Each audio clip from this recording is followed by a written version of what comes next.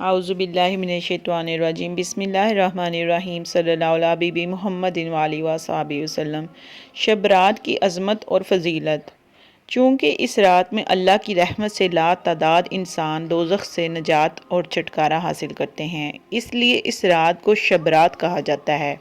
اللہ رب العزت نے اپنے محبوب کی امت کو کچھ ایسی راتیں عطا کی ہیں جو اللہ کی رحمتوں، برکتوں اور عنایتوں کی نوید سعید لے کر آتی ہیں۔ شیخ سعدی رحمۃ اللہ علیہ نے کیا خوب کہا ہے کہ رحمت حق بہانہ می جوید، یعنی اللہ رب العزت کی رحمت اپنے بندوں کی بخشش کے بہانے تلاش کرتی ہے۔ یہ عظیم اور بابرکت راتیں اللہ کے رحمتوں کے حصول کے بہانے ہی تو ہیں۔ ان بابرکت راتوں میں سے ایک رات شب رات ہے۔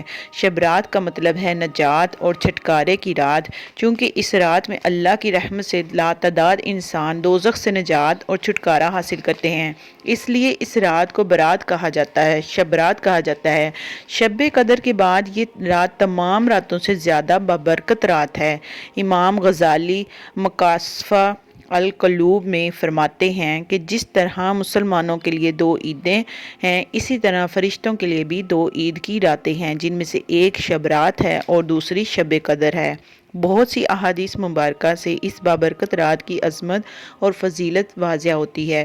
تقریباً 10 صحابہ کرام سے شب رات کے حوالے سے احادیث مروی ہیں۔ حضرت علی رضی اللہ عنہ سے مروی ہے کہ حضور صلی اللہ علیہ وسلم نے ارشاد فرمایا، جب شعبان کی 15ویں رات آئے تو اس رات میں قیام کیا کرو اور دن کو روزہ رکھا کرو، بے شک اللہ تعالیٰ اس رات میں غروب آفتاب سے لے کر طلوع فجر تک آسمان دنیا پر اپنی شان کے لائق نزول فرماتا ہے اور فرماتا ہے کہ کوئی بخشش طلب کرنے والا کہ اسے بخش دوں، ہے کوئی رزق کا طلبگار کہ اسے رزق دوں، ہے کوئی مصیبت زدہ کہ اسے آرام دوں، ہے کوئی ایسا۔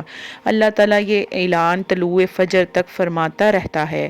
حضرت عائشہ رضی اللہ عنہا سے روایت ہے، انہوں نے فرمایا، حضور صلی اللہ علیہ وسلم کے معمول کا ذکر بھی یہی ہے کہ آپ رضی اللہ عنہا کہتی ہیں کہ میں نے ایک رات نبی پاک صلی اللہ علیہ وسلم کو نہ پایا تو میں آپ صلی اللہ علیہ وسلم کی تلاش میں باہر نکلی تو دیکھا کہ آپ صلی اللہ علیہ وسلم بقیع قبرستان میں ہیں۔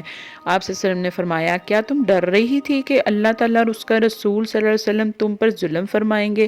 میں نے عرض کیا، یا رسول اللہ، میرا گمان تھا کہ آپ صلی اللہ علیہ وسلم اپنی کسی زوجہ کے ہاں گئے ہوں گے۔ پھر آپ صلی اللہ علیہ وسلم نے فرمایا، بے شک اللہ تعالیٰ شعبان کی 15ویں رات کو آسمان دنیا پر اپنی شان کے لائق نزول فرماتا ہے اور قبیلہ بنی کلب کے بکریوں کے بالوں سے بھی زیادہ تعداد میں لوگوں کی مغفرت فرماتا ہے۔ قبائل عرب میں قبیلہ بنی کلب سب سے زیادہ بکریاں پالنے والے کے حوالے سے مشہور تھا۔ اس مقام پر قبیلہ بنی کلب کی بکریوں کا ذکر یہ واضح کرنے کے لیے کہا گیا کہ جس طرح قبیلہ بنی کلب کی بکریوں کے بال گننا ناممکن ہے، اسی طرح اللہ تعالیٰ اتنے افراد کو جہنم سے آزاد فرماتا ہے جنہیں احاطہ شمار میں لانا ناممکن ہے۔ اسی طرح نبی صلی اللہ علیہ وسلم نے ایک مقام پر اس امر کا ذکر فرمایا کہ اس رات میں اللہ تعالیٰ کتنے لوگوں کو جہنم سے آزاد فرماتا ہے اور کون سے ایسے لوگ ہیں جو اس عظیم رات میں بھی اس کی رحمت سے محروم رہتے ہیں۔ حضرت عائشہ رضی اللہ عنہا سے مروی ہے کہ حضور صلی اللہ علیہ وسلم نے فرمایا کہ میرے پاس جبریل آئے اور کہا کہ شعبان کی 15ویں رات کو اللہ تعالیٰ اتنے لوگوں کو جہنم سے آزاد فرما دیتا ہے جتنے قبیلے بنی کلب کی بکریوں کے بال ہیں، مگر شرک، دشمنی رکھنے والے، قطع تعلقی کرنے والے، کپڑا بطور تکبر لٹکانے والے، والدین کے نافرمان اور عادی شرابی کی طرف نظر رحمت نہیں فرماتا۔ بہت ساری احادیث میں ان کا ذکر ملتا ہے کہ جو اس بابرکت رات میں بھی اللہ کی رحمتوں سے محروم رہتے ہیں۔ مختلف احادیث سے پتہ چلتا ہے کہ تقریباً 10 قسم کے افراد ہیں جن کی اس بابرکت رات میں بھی مغفرت اور بخشش نہیں ہوتی۔ ان افراد میں مشرک، کینہ پرور، اپنے مسلمان بہنوں بھائیوں سے دشمنی رکھنے والے، عادی شرابی، عادی زانی، کسی کو ناحق قتل کرنے والا، والدین کا نافرمان، قطع تعلقی کرنے والا، بطور تکبر کپڑا لٹکانے والا اور چغلی کرنے والا شامل ہیں۔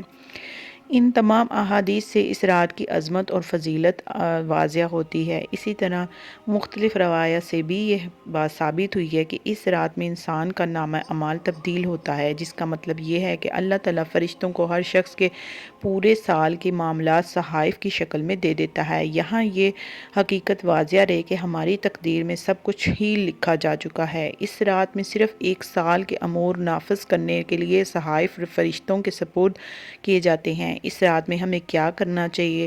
ہم بھی رحمت باری تعالیٰ کی مستحق قرار پائیں۔ وہ اعمال جنہیں سر انجام دے کر ہم اس رات کی رحمتوں اور برکتوں کو سمیٹ سکتے ہیں، وہ میں آپ کو بتاتی ہوں۔ سب سے پہلے ہمیں اللہ تعالیٰ سے سچے دل سے توبہ کریں تاکہ ہمارا نام بھی اس رات میں جہنم سے آزاد ہونے والوں کی فہرست میں شامل ہو جائے۔ باہمی رنجشوں کو ختم کر کے ایک دوسرے سے معافی مانگیں، لیکن یہ بات یاد رہے کہ یہ معافی رسمی نہ ہو۔ ایک میسج ٹائپ کر کے تمام دوستوں اور رشتہ داروں کو سینڈ کر دیں اور اس خوش فہمی میں مبتلا نہ رہیں کہ ہم نے تو اپنی ذمہ داری پوری کر دی ہے، بلکہ کوشش کریں کہ حتی الامکان احساس ندامت کے ساتھ سب سے انفرادی طور پر مناسب طریقے سے معافی مانگیں، اپنے والدین سے معافی مانگیں اور ان کی خدمت کرنے کا پختہ عہد کر لیں، اور جن کے والدین اس جہان فانی سے رخصت ہو چکے ہیں وہ ان کے لیے دعائے مغفرت کریں۔ اس رات میں قبرستان جانا سنت نبوی صلی اللہ علیہ وسلم ہے، اس لیے اگر ممکن ہو تو قبرستان جانے کا اہتمام کریں۔ بقدر وسعت ذکر، اذکار، درود شریف، تلاوت قرآن کریم کا اہتمام کریں۔ 3 مرتبہ سورۃ یاسین، 3 مرتبہ سورۃ یاسین اور 7 مرتبہ سورۃ دخان ضرور پڑھیں۔ نوافل کی ادائیگی کا اہتمام کریں۔ قیام اللیل کی نیت سے کم از کم 8 نوافل ضرور ادا کریں، لیکن یہ بات بھی مد نظر رکھیں کہ اگر آپ کے ذمہ قضا نمازیں رہی ہیں تو ان کی ادائیگی نوافل سے زیادہ ضروری ہے، اس لیے اگر آپ کے ذمہ قضا نمازیں ہیں تو وہ ادا کریں۔ نبی پاک صلی اللہ علیہ وسلم کے فرمان مبارک میں عمل کرتے ہوئے 15ویں شعبان کا پوری امت مسلمہ کے لیے دعا کریں۔ اگر ہم سچے دل سے یہ تمام جو باتیں ہم نے بتائی ہیں آپ کو، ان پر اگر ہم عمل کریں گے تو اللہ تعالیٰ کی رحمت سے امید ہے کہ ہمارا نام بھی اس رات میں جہنم سے آزاد ہونے والوں میں شامل ہو جائے گا۔ اگر ویڈیو پسند آئے تو لائک کر دیں، شیئر ضرور کیجیے گا، یہ صدقہ جاریہ ہے تاکہ ہمارے صدقے بھی ہمارے اس چینل کے توسط سے تمام لوگوں کو یہ اچھی اور پیاری باتیں سمجھ آ جائیں اور ہمیں اس پر عمل کرنے کی توفیق عطا فرما دے۔ اللہ تعالیٰ آپ سب کا حامی و ناصر ہو، اللہ تعالیٰ آپ سب کا نگہبان ہو، اللہ تعالیٰ آپ سب کا حامی و ناصر ہو۔ ملتے ہیں اگلے ویڈیو میں، اللہ حافظ۔